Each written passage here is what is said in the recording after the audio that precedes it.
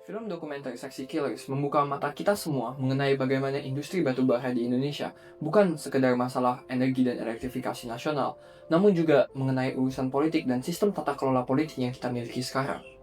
Dokumenter ini menyoroti aktivitas tambang di Kalimantan Timur dan Kalimantan Selatan yang merupakan dua wilayah penghasil batubara terbesar di seluruh Nusantara.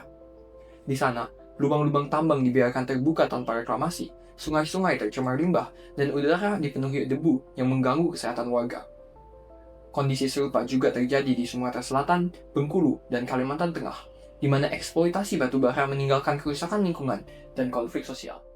Namun, yang lebih mengejutkan lagi, film ini mengungkapkan adanya keterikatan langsung antara pengusaha batubara di daerah-daerah tersebut dengan tokoh-tokoh elit politik nasional. Berbagai tokoh kunci dalam tim kampanye kedua calon presiden pada tahun 2019 dikatakan memiliki relasi dengan perusahaan-perusahaan tambang raksasa, misalnya memiliki saham atau posisi strategis di dalamnya.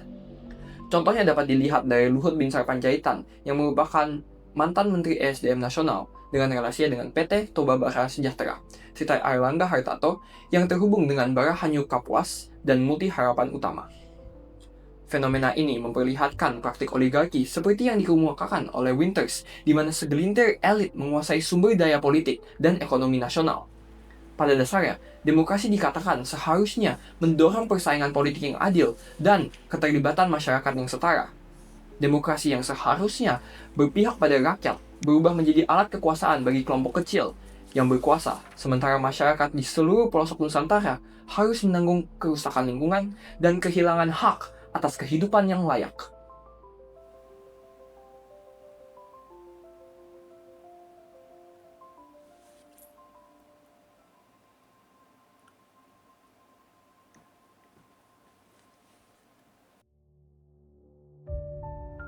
Film Sexy Killers menggambarkan kegagalan negara dalam mengelola sumber daya alam secara adil dan berkelanjutan.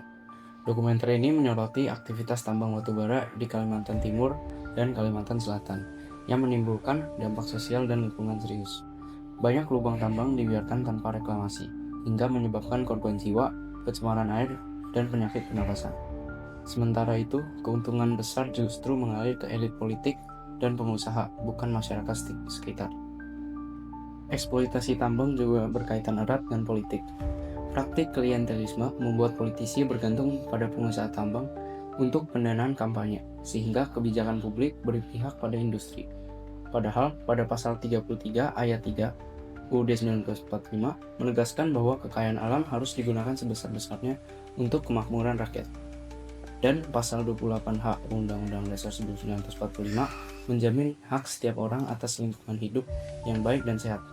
Kenyataannya, hak rakyat atas lingkungan yang sehat sering diabaikan demi kepentingan ekonomi. Pemerintah memang berhasil meningkatkan akses listrik hingga 99,83% pada 2023. Tapi keberhasilan ini dibayar mahal oleh kerusakan lingkungan dan masalah kesehatan akibat polusi PLTU batubara. Artinya, pemenuhan hak atas energi belum diimbangi dengan tanggung jawab menjaga lingkungan. Negara perlu menerapkan prinsip pembangunan berkelanjutan agar pengelolaan sumber daya alam benar-benar membawa kesejahteraan bagi seluruh rakyat, bukan hanya terhadap kaum elit saja. Film Sexy Killers memperlihatkan dengan jelas bagaimana negara gagal dalam kewajibannya mengelola sumber daya alam. Seharusnya, negara wajib memastikan bahwa pengelolaan tambang tidak merugikan masyarakat, baik secara sosial, ekonomi, maupun lingkungan. Tapi kenyataannya, keuntungan besar hanya mengalir kepada elit politik dan pengusaha, sementara masyarakat sekitar tambang menjadi korban. Kegagalan ini juga terlihat dari lemahnya pengawasan anggaran dan kontrak. Laporan ICW menemukan bahwa kebijakan anggaran seringkali menjadi pemicu kerusakan lingkungan karena tidak diarahkan untuk perlindungan ekologis. Selain itu, masyarakat lokal juga jarang dilibatkan dalam pengambilan keputusan. Mereka hanya jadi objek eksploitasi, bukan subjek yang berdaulat atas tanah dan ruang hidupnya. Padahal, negara itu memiliki kewajiban untuk menerapkan prinsip pembangunan berkelanjutan, menjaga keseimbangan antara pertumbuhan ekonomi, kelestarian lingkungan, dan keadilan sosial. Menurut IEA, transisi energi ke energi terbarukan tidak hanya lebih ramah kepada lingkungan, tapi juga bisa menciptakan lapangan kerja baru yang lebih berkelanjutan. Solusi yang bisa ditempuh antara lain adalah memperkuat transparansi kontrak, memperluas keterlibatan masyarakat lokal, serta mempercepat transisi menuju energi terbarukan. Publish What You Pay mencatat bahwa keterbukaan di sektor ekstraktif dapat mengurangi praktik korupsi dan meningkatkan kepercayaan publik. Jika negara benar-benar menjalankan kewajibannya, demokrasi kita tidak akan berhenti pada prosedural, sekedar memiliki 5 tahun sekali. Tapi demokrasi sejati adalah ketika hak rakyat atas energi, lingkungan sehat, kesehatan, dan suara politiknya benar-benar terlindungi.